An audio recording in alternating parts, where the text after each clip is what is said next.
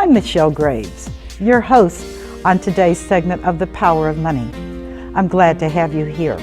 Now, at The Power of Money, we are interested in three things happening. First, we want you to get the necessary education so that you and your family can make the decisions that will impact positively on you in your financial life. The second thing is that you be empowered to prosper. I only want the best for you.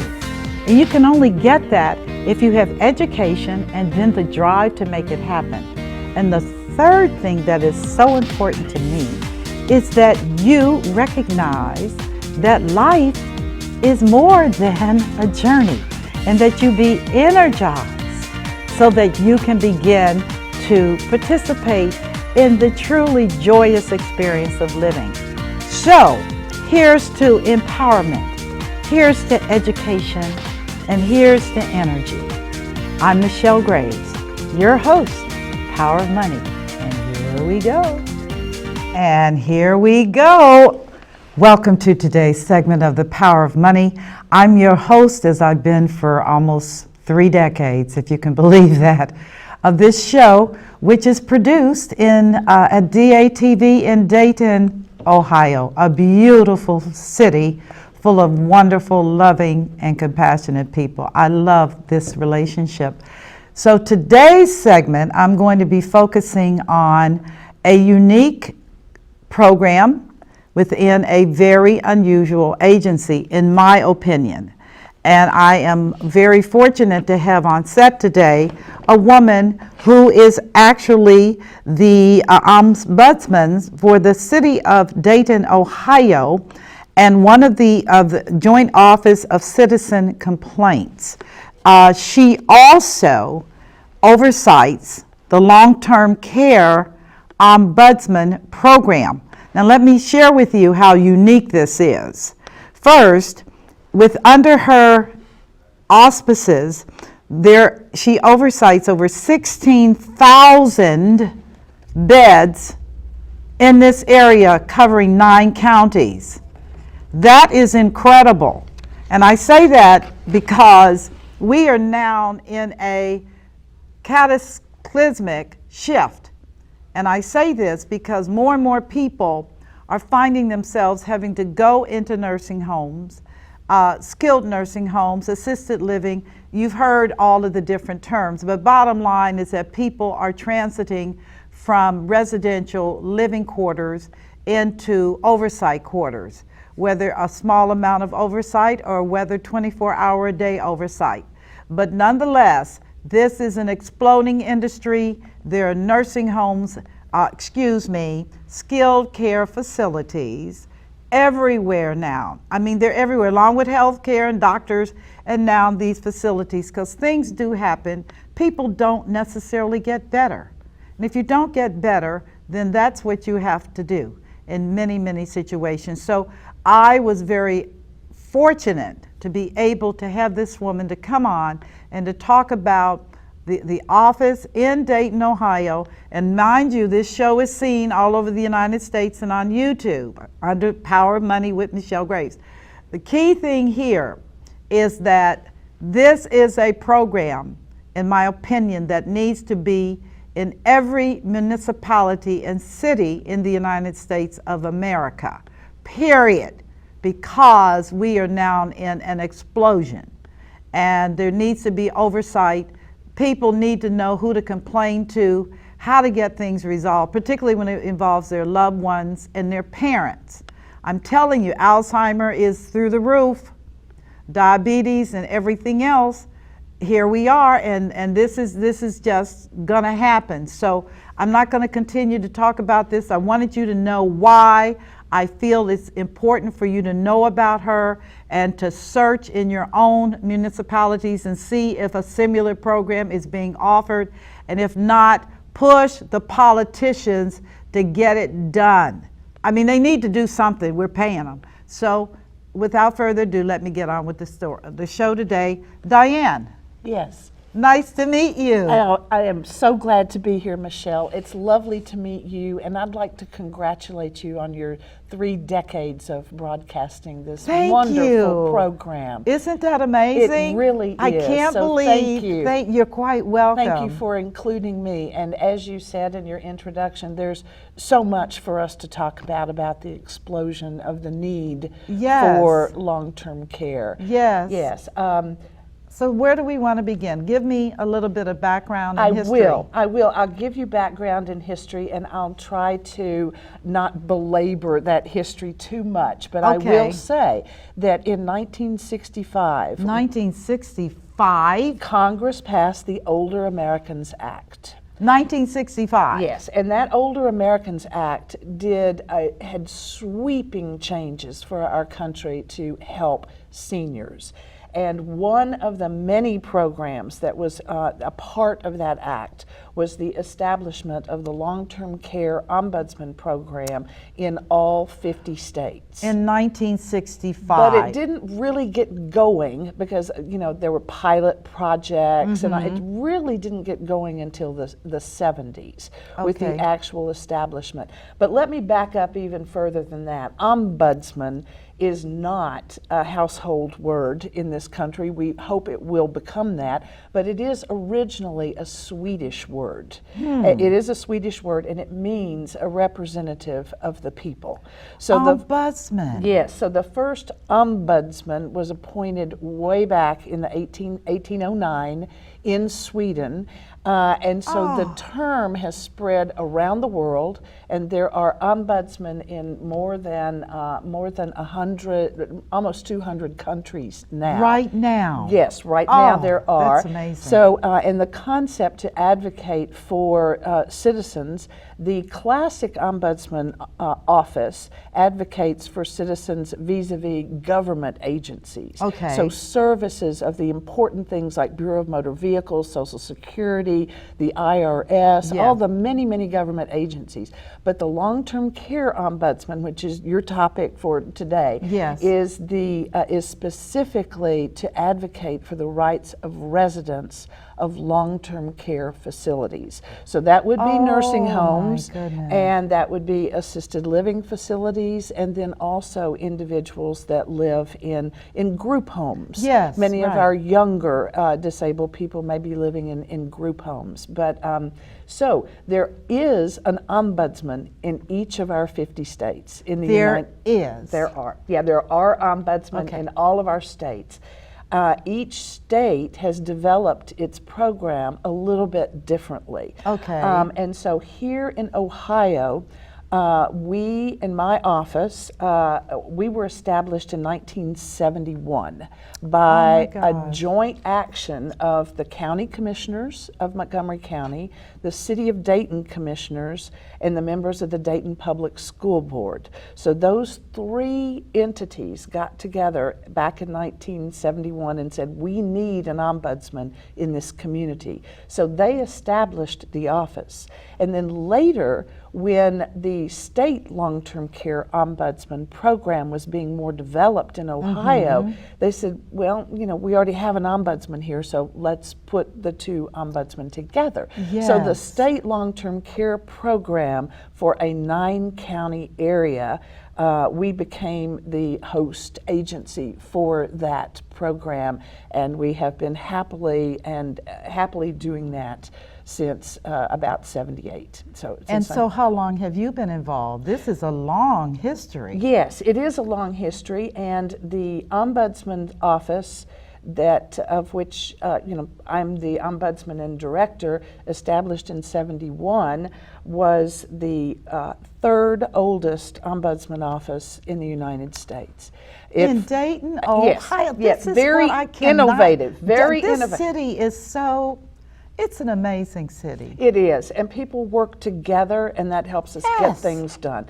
So we were established back in 71, and then later in the 70s, they decided to place the long-term care ombudsman programs They divided the state into 12 service areas that corresponds with our area agencies on aging, and so they placed the long-term care ombudsman in the Ombudsman's office. So we have two types of ombudsman in my office. One that helps citizens with complaints about government agencies. Okay, about government agencies. Of which there are many. I could spend the rest of the program. I could spend the rest of the program just naming all of the. I was going to say starting with IRS. Yeah, it's so many. Yes, because we help people with complaints at the local level, which means townships. And city municipalities, all municipalities of Montgomery County.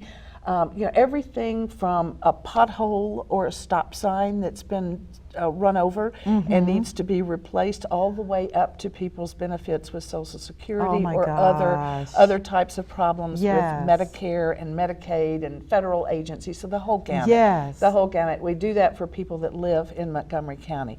But our long-term care program, of which we are extremely proud, serves a 9-county area, and I'll just name those once, and I won't go back over it again, but it's Champaign and Clark, Darke County, Greene County, Logan County, Miami, Montgomery, Preble, and Shelby. So those are the counties which people can call my office about.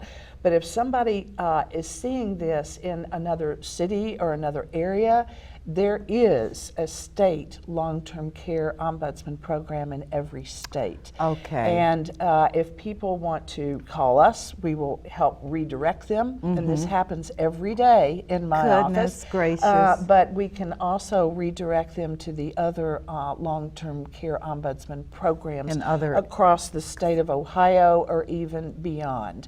So the long-term care ombudsman program happens to be in an ombudsman's office in Dayton, Ohio, because there was an ombudsman's office. But in other areas, for example, in the Cincinnati region, it's located in Pro Seniors, which is a legal office helping senior citizens.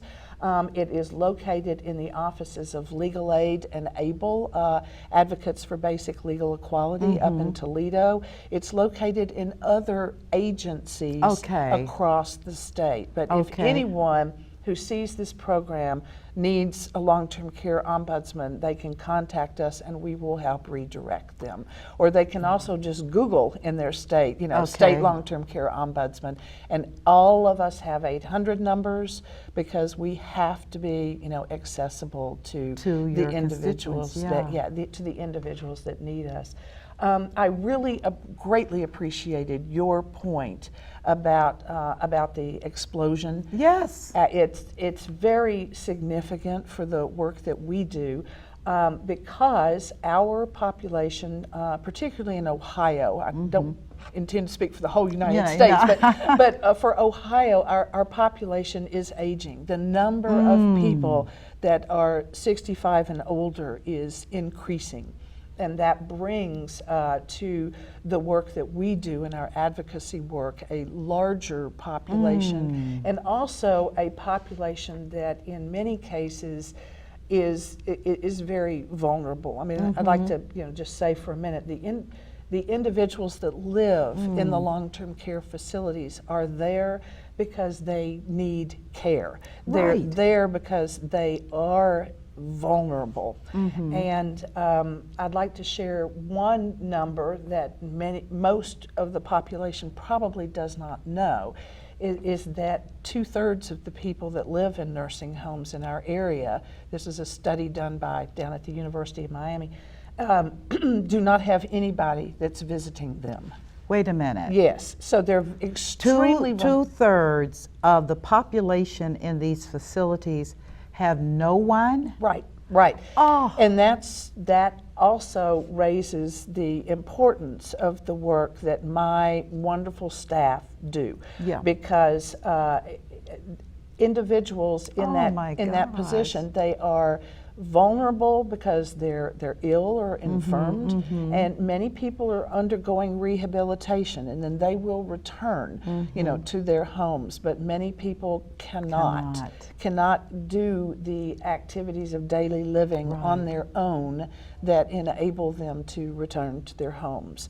So just imagine how dependent and how vulnerable people feel. So our presence in these facilities is extremely important. And that does not mean, I don't want to say that the people that work in these facilities are not doing, in many, many cases, a very caring and a very loving job of taking care. And a difficult job. And a very difficult job of taking care of those individuals. But people in that position particularly need an advocate, and that's what we do. And this was, I must tell you, I did not even know that this existed. And I say this because many years ago, I got involved on a boots on the ground situation with a nursing home, skilled care facility, and I had never been in a facility at that level where I was there regularly and actually every couple of days. And I was profoundly shocked at the number of people that never saw anybody. And I kept saying to myself, that could be me. Yes. Because life is capricious. Yes, it definitely is. You know? Yes, it is. So, in Ohio, I can't speak for all of the other, 50 states, although I know a little bit about some of the others, but in Ohio, we have a residence bill of rights. Okay. So individuals that go into a nursing home, that enter a nursing home, they have rights, and these are codified in the Ohio Revised Code. So this is law. It is. It oh is my law. Goodness. And yay, Ohio. Yes, okay. Individuals have rights in the nursing home. It is their home when they're not there just for rehabilitation, but when they're entering there to live, it becomes their home. So they have rights in their home, and that is the responsibility of my excellent staff, is to go into there and make sure that the rights of these individuals are being respected. So it is also a requirement that all facilities post our 800 number for people to call us if they have concerns. Exactly. So our number is public and it's posted, and we have access to the nursing homes and access to the individuals. But that's important, I think, for people to know, because when individuals enter a facility, there's a stack of paperwork, of course, to sign and to enter, and there's health forms and medical forms and all kinds of paperwork that people have to go through. And those residence rights are often at the bottom, and it's hard to get through all of those paperwork, and a lot of people just don't know that we have these rights. You don't leave your rights behind you when you come into a outside facility. When you enter a facility. I didn't know that. Yes. Now, is this a recent law? Oh, it's been around ever since. I actually don't know the answer to when it was. I don't know the actual date, but as long as I have been ombudsman, since '99, when I became ombudsman, and I was associated with the office before that as the deputy, we have always had these. So they've been in existence for quite some time. And people don't know. Yes, because it's not something they ever kind of need to know. I think maybe to take another little bit of a step back, that most individuals do not plan to go to a nursing home. No, they don't. And some individuals who are, maybe very active planners of their own destiny and their own future may make such plans like that. And I actually know and admire many social workers that are working in senior housing complexes that do take their residents to visit area facilities. In the event that they may need to go to a nursing home, it will not be foreign. Right. It will not be completely foreign. So, but most of the time, my office gets the call that an individual has had an incident, they've fallen, or something has led to a health crisis. They have to go to the hospital. Okay. And then the hospital does not need to keep them any longer. So now they need either rehab or a long-term care facility, one or the other. And so it's like, okay, where are we going to put mom or dad or our aunt or our uncle? And that's when people think Call about you. it. Yes, Yeah. they don't think about it until they're faced with that. And usually, you know, it comes of an accident or something. Yeah, And, I was going to interject and just say that it's been my experience that the trigger is a fall. Yes, yes. Elderly people don't have strong bones in many cases because of lack of activity and just aging. Yes. And a fall can be devastating. Yes. Yes. You're absolutely correct. So we provide a selection assistance service. Okay. In my office. We can help people determine how to choose a nursing home, even when they may only have a day, when the hospital says they need to leave tomorrow. They do that, by the way. Yes. It's like, goodbye. Yeah, correct. You're absolutely yeah. correct. So we provide a service to help people try to assess what is the best facility. And that depends upon many factors. But one factor is, you know, the preference of the individual that's going to live there. Excuse me. Another preference would be location. Because if an adult son or daughter or sister, brother, family member, if it's accessible for them to go and visit, that's going to make it more likely that they can get there rather than if they're driving miles to a facility that's way across the county. Right. So there are all kinds of factors that go into that. The reputation of the various facilities that we have and whether or not there have been a lot of complaints about them or whether or not they have been free of complaints or have performed well on their surveys, which the Ohio Department of Health conducts regularly. Are those on site? Yes. Oh, definitely. Okay. They go I didn't know. Oh, I did not know. Yes. No, that's an important thing. But selection assistance is a large part of what we do, as well as advocating. And many people have never heard of our office until they need that selection assistance. Right. Until they need to say, well, where are we going to go? And even though people have to do this sometimes in quite a bit of a rush, there is no substitute for visiting the facility before you place your loved one there. Would you say that again, There's Diane? no substitute for No visiting substitute. the facility. It's just like you wouldn't buy a house that you're going to live in. Maybe investors buy houses without seeing them, but most of the normal population, you shouldn't buy a house you haven't seen. You shouldn't rent an apartment you haven't looked at. And nor should you place your loved one or help them get placed into a facility that you have not seen, you've not, you know, seen the atmosphere and smelled it, make sure it's clean. Smelled it. Ask people who live there how they like it. Yes. Watch people in the dining room, and is food looking good and appetizing, and does it vary? And there are all kinds of selection assistance information we can give people. Well, you know, I surely wish I had known about your services when we were looking for a facility for my now deceased great uncle. And he was a very vibrant, bon vivant man. But I told my mother, we are going to visit every facility in Hamilton County, Ohio, where he resided. And you talk about enlightening. Folks, you do not need an appointment to visit a facility, okay? It would be nice, but you don't have to. We went in the early hours of the morning, and it was unbelievable. We finally found what we wanted, but boy, oh boy, I should have written a book about that. Nursing home. Not too late. Not too late. You're right. Not too late. How to evaluate nursing homes, but it was just amazing.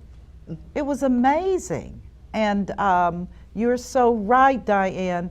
People need to do boots on the ground when it comes to these facilities. You better know what you've got facing you, especially how much they cost, because they can be expensive. They are Expensive. I was trying to be kind. Yes, they are. There's no doubt that that there's a large cost involved. Yes. And but our role as advocates starts with that selection assistance. Okay.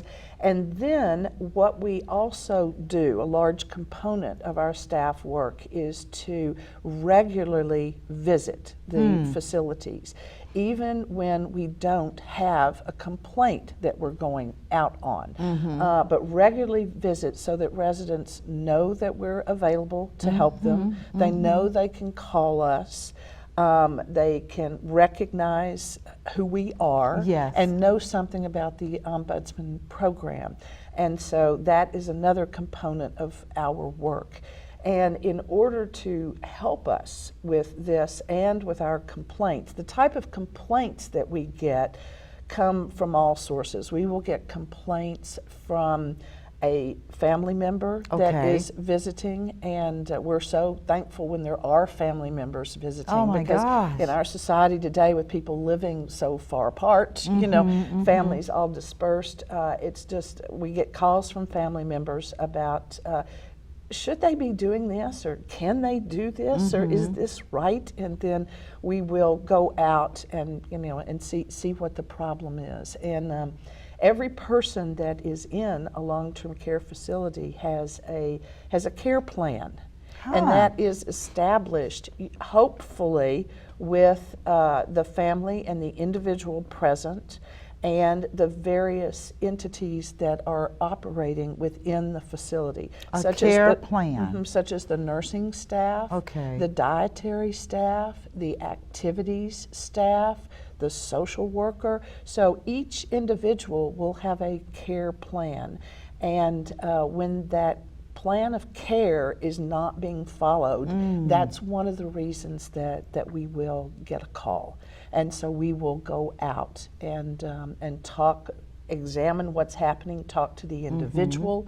We work at the direction of the individual. So if a well-meaning adult son or daughter calls us and said, my mom's not getting a good lunch in this facility, we go out there, and if the mom says, my lunch is great, I love it, then that's not we're not going any further with that, because we're directed by the individual in the facility. We do take the concerns of relatives extremely seriously, but if the person living in the home does not share that concern, then we won't go out acting on it. And do that as well. Yes. Question, can you give me, just anecdotally, some of the concerns that you and your department have heard? Yes, I can. There's a rather long list, but I won't go all the way down to the end. That's okay, because I'm telling you, this is consistent with my goal of information and education. And what you don't know, but after this show, they should know.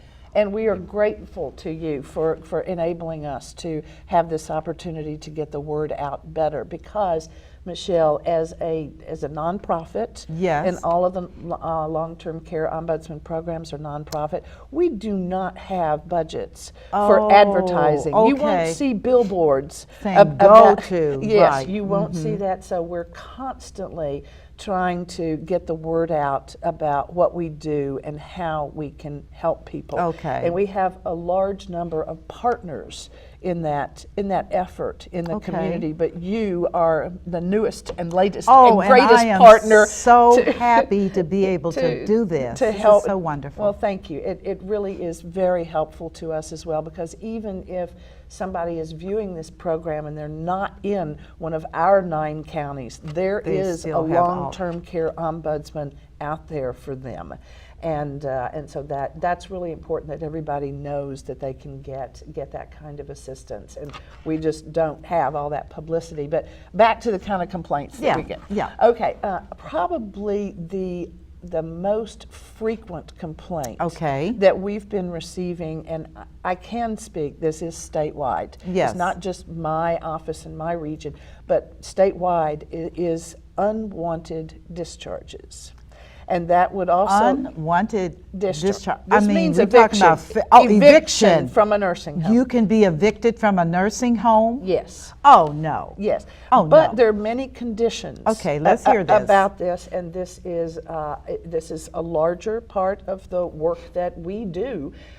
Whenever an individual gets a discharge notice from a long-term care facility, that's 30 days, we're going to discharge you. Excuse me. Reason? It's usually because of lack of payment, that the bill has not been paid. Oh my gosh. Oh my gosh. There are other reasons, but that's the most frequent reason. So no, they didn't pay the bill. Yes, we get a notification, and the individual in the facility may have no knowledge that the bill is not being paid, because they may no longer be responsible for their finances. Okay, they the may power have of attorney would be someone else. That may be the case. So we have to first go in. Goodness gracious. We have to talk to the individual. We have to. Do you understand? That you're going to be. And do you want to be discharged? Because maybe they want to. Maybe they want to move to another facility, or maybe maybe they want to go home, and maybe they can go home with the proper supports.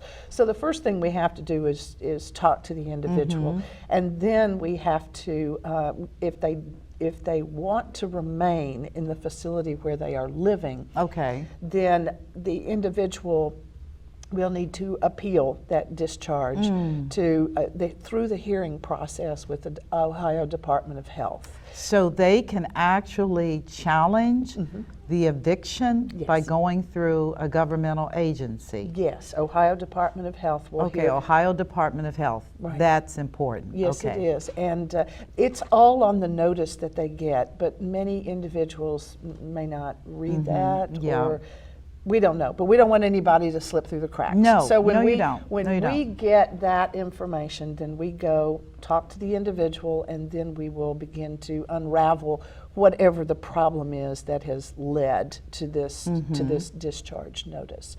And there can be many. It can be that that there is an application for Medicaid, which pays for long-term care, that is in process, but has not been finished yet, for what could be many reasons.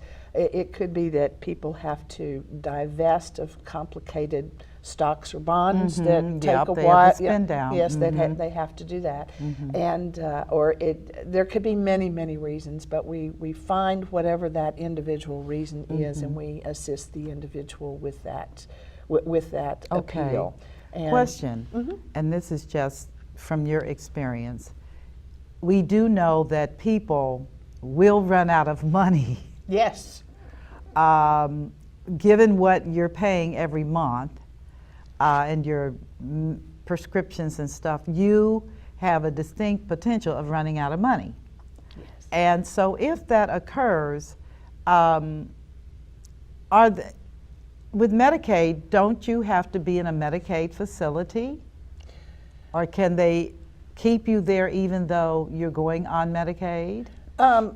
In general, yes, they can keep you there even though the person may have spent all of their assets and they are going to Medicaid, because our country does not want to have discrimination against individuals who have spent all their income and now are turning to a public program. Right. Yes. So there's some variations to that, but the people who are veterans, there are veteran certified facilities that they may wish to choose for reasons that would be good for their care and good for their finances. Yes. But yes, people do go on Medicaid. But this is another topic almost for an entire show to get folks on to talk about this. We don't live our lives organizing our finances in a drawer so that we can just take that file box to the Department of Human Services, ODJFS, the Job and Family Services, and make an application for Medicaid. Right. Because they have to know all of your assets. Right. And they have to know where all those assets went. Yes. And it is a process in itself.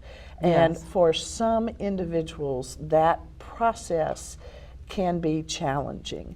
And if people are agreeing to be a power of attorney for their parent, it may involve that process of making a Medicaid application, which can take time away from work, time away from life, time to get documents that maybe we didn't have organized because we don't live our lives with those and we don't live our lives with our parents either. Correct. Yeah. Correct. We don't know where lots of things are. And that's one of the things that we really encourage in our public speaking about planning, because planning for the long-term care, planning for aging, choosing a power of attorney, all of these things carefully, people. Yes, very carefully. Right.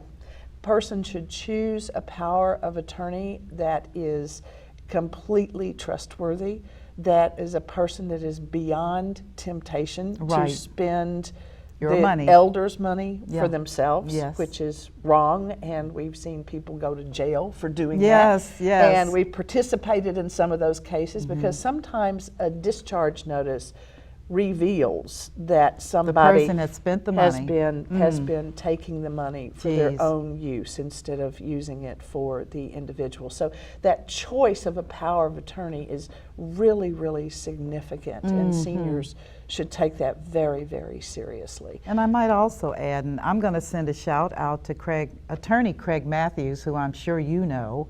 He works very hard in elder advocacy in nursing homes. But one of the things that I think that parents need to know, it's not the child that's the smartest, it's the child that's the honest, trustworthy. And sometimes I've seen situations where parents have made the smart child over all of these things, and the smart child has done what he or she feels is in their smart interests and plundered their money.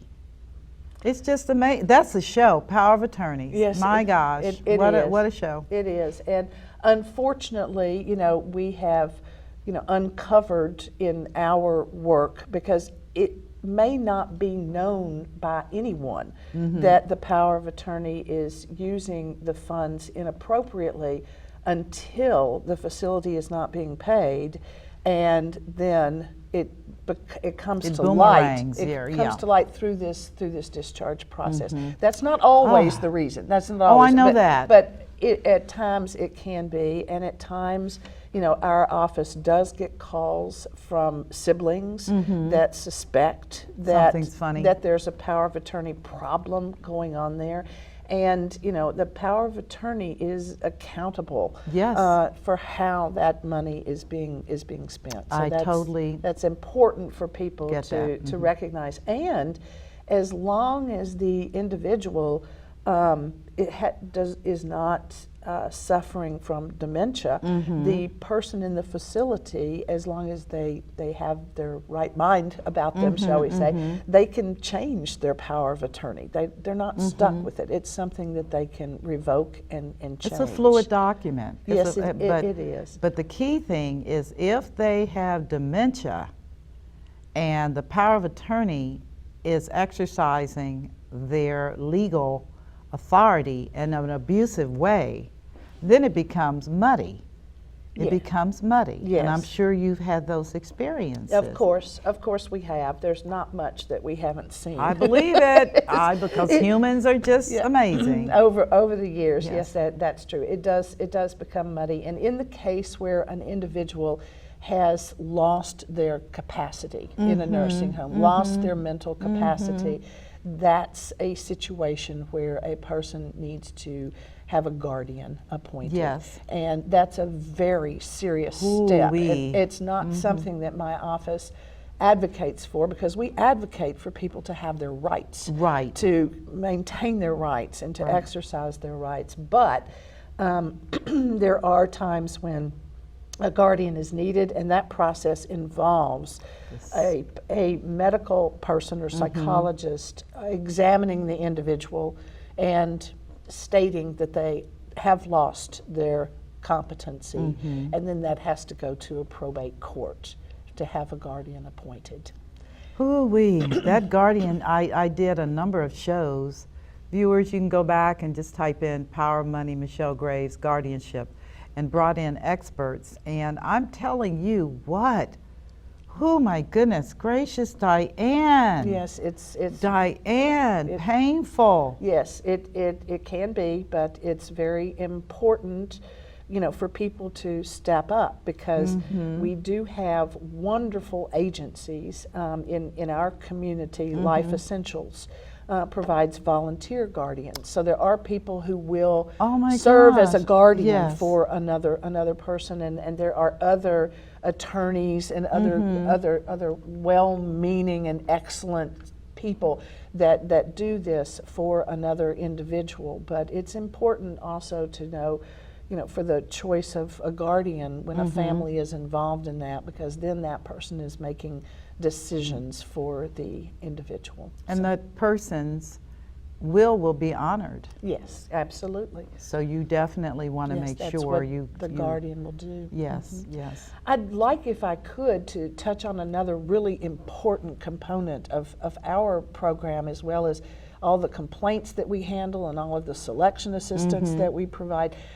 We have a very active core of volunteers that work with our program, and we are always seeking additional volunteers for the office in general, both to handle government complaints, but also, because our topic here is long-term care, to help us visit the facilities and reach out, because as I mentioned, we have 16,000 nursing home beds in a 9-county area, and we are a small staff of 12 people, so we can't be everywhere. So our volunteer program is really vital to us. So we train the individuals. Oh goodness! Yes, we do. We train them, and there's a certain 10-hour course that we provide and give to them, and a test that they take to become a certified volunteer. We take them to a facility so that they can experience what we do, what ombudsmen do in a facility, because what ombudsmen do in a facility is slightly different than what a visiting family member or a visiting neighbor or even visiting clergy would do in a nursing home, because we are there to advocate for their rights. And so we're looking at a lot of different things when we go into the nursing home, and we train individuals on how to do that. So anybody that is interested in helping with this program, we accept their applications. They can contact us at 223-4613, or they can go on our website, Dayton-ombudsman.org. There's a form people can fill out on the website, or they can call us, or they can walk in, whatever they want to do if they have an interest. And it does not require a lot of time. If individuals would give us a number of hours a month to visit 2 facilities or so that are maybe in their neighborhood, all of that just makes our coverage of these vulnerable individuals more complete, and lets our staff be freed up a bit to actually go after the complaints. Right. The care plans that are not being followed, or the discharge hearings that we need to attend, or the selection. So there is a hearing before, if a person appeals. Yeah.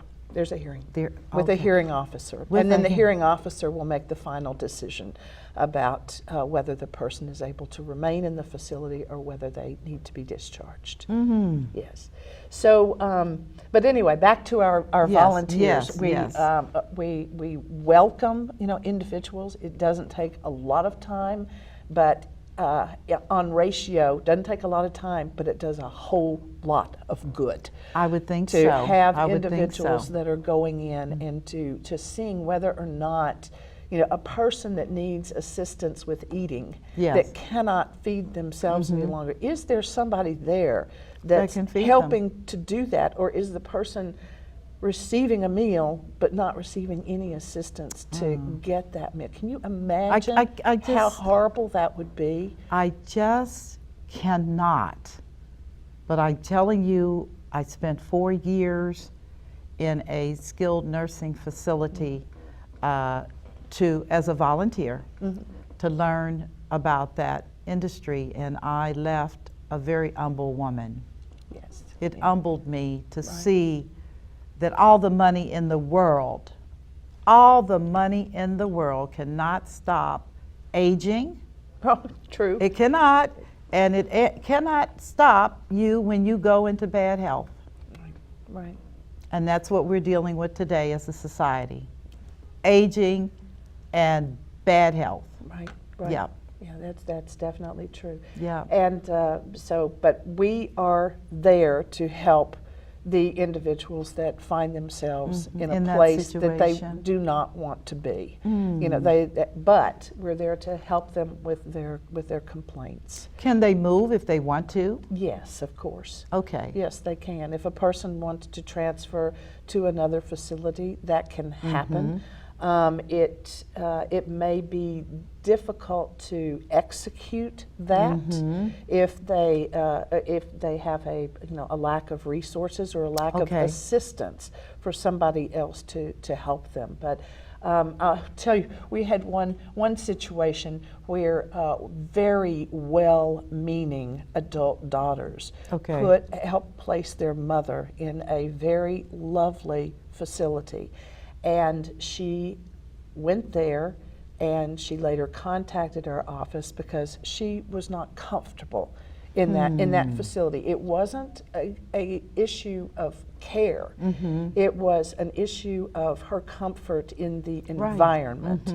I mean, this particular facility had lovely furniture. It had Yes. lovely art.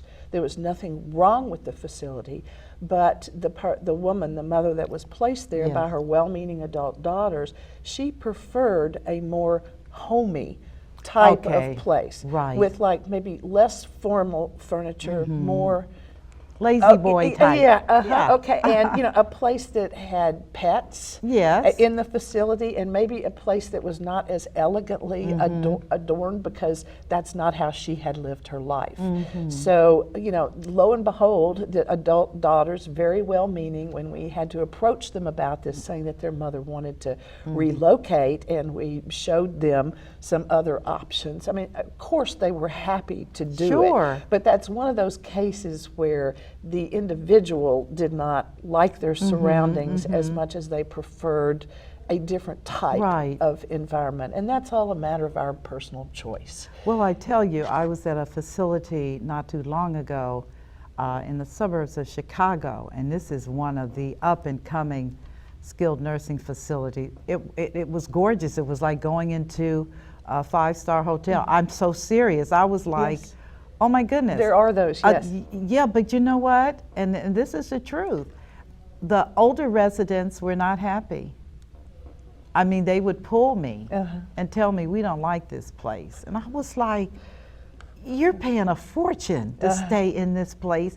They just said, we don't like it. And I know it's because when you get older, a psychologist will tell you, you become more sensitive, you like comfort, you like your feet warm, you like your little Afghan. You don't care what other people think because you're still alive, and that's considered a blessing. Yes. And so I understand what you're saying. That would make a difference for her. Right, right. And, we will take a complaint from individuals about something that may seem very small. Okay. But if it's your breakfast and it's supposed to be warm and you get it cold, No. that's not gonna pleasant. work. No, that's That's not not gonna the good start to a day. No. If a person who needs assistance with getting to the restroom Yes. doesn't get it in a timely manner, That's a problem. they're going to be made very uncomfortable Right. by that. So any small things which are an important part of the quality of life and a part of a care plan that the individual has is As something. a permanent resident, not for rehab. Right, not for, Okay. yeah. But I mean, we would take complaints about people in rehab as Oh, well. really? Oh, of Okay, course, yeah. okay, yeah, Anybody that's in a facility, they don't have to be a permanent resident. Okay. If there's any problem. And one of the philosophies that our office works on is that if one person in a facility has a particular complaint, it's not unlikely that other people in the facility would have the same problem. You see, you're right. Yes. If one person has it, then we interview other people Okay. to find out, is call lights, for example, in response to call lights. When a person is pressing a call light, they're requesting help. It doesn't get more direct than that unless they're shouting out Yes, in their bed, yes, help me. yes. But so if one person's call light is not being answered, then there is the suspicion on our part that it might be happening to several. Okay. So when our staff go out on a complaint like that, or when we ask a volunteer, would you go to this facility and see what is happening with the call lights and whether the board at a nursing station is lit up or whatever's happening? Would you go and check that out? Or if the food is inadequate, Right. or if there's no access to snacks during the day. I mean, that's probably something that many people are experiencing if one person is experiencing it. Now, yes, there are care plans where it could just be that individual that's having a problem. Okay. But some of the complaints that we get, we look through the facility to see that is it shared more broadly by the individuals in that facility. Do you think it's because nursing homes across the board are understaffed? I think They think cannot. you've hit the answer. And I'm just being pragmatic as a businesswoman. They don't allow people to even apply if they have a previous criminal history. It doesn't have to be violent. It just has to exist. The pay is very low. And the work is hard, lifting humans Yes.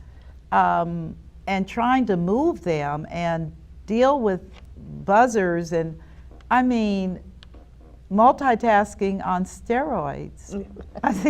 Yes, that is without a doubt the staffing level in facilities is a concern even among the nursing home industry. They talk about we it. need people. We need more nurses in our community. Yes, we yes. need more trained. We need more trained staff in our community, and we tend to be very protective, about the individuals that are hired. So criminal history is really important because these are extremely vulnerable people that are in these facilities. So we want to make sure that the individuals that are assisting them and helping them are there to do that and don't have any pull to behave otherwise. Right, I understand. I understand the rationale, but I'm just saying that industry, in terms of staffing, is in crisis, and it's made me a little nervous because, I have elderly parents and dealing with some situations, and my primary concern is that they remain independent. Yes. I'm willing to do anything for them to stay in their own home. Right. And that has been an ever increasing trend. Good. And so I do want your viewers to also know that my office will take complaints about in-home care services. Oh my gosh, So that's even better. It is. And that as care, the provision of care has changed Yes. over the years. We have changed with that. Okay. So that if an aide does not show up, Mm-hmm. if an aide is not, if they're talking on their cell phone and they're Yeah. not doing what they're supposed to be doing when Mm-hmm. they're in the home, we will take a complaint about that. That is very good to know. Because again, we're advocating for that individual and their care needs. Yes. And that they receive the care that they need, whether they're in a facility or whether they're in the community. So Would you please, for the benefit, because our time has run. Oh yeah, we're gone fast. It always says I'll have to have you back, and I Thank you. will. But can you give our viewers a telephone number that they can reach you at? Yes, our telephone number is 937-223-4613. Can you say it one more time? Yes, 223-4613, area code 937. We also, have an 800 number, 800-395-8267 if you're outside the 937 area code. For my viewers today, this has been an absolutely enriching and informative show. Information is power. Information will save you lots of anguish, heartache, and disappointment, particularly when it comes to your loved ones in these kinds of situations, long-term care. Diane Welborne, who is the Ombudsman on the Joint Office of Citizen Complaints under her auspices, the Long-Term Care Ombudsman Program. Again, in every county by law, but the question is who and where. And again, if you are in this situation, before you get out here trying to do it yourself, acknowledge you're out of your league. I had to, out of my league. This is something I'm not familiar with. And I encourage you to get the information that you need. Route this video on to others. YouTube, watch it and learn. And again, as I always say in every show, it's tough out here, but you can do it. You can do it with information and resources. I'm Michelle Graves, your host, as always, on The Power of Money, interviewing Diane Welborne. Thank you so much, and as always, God bless you. Bye-bye.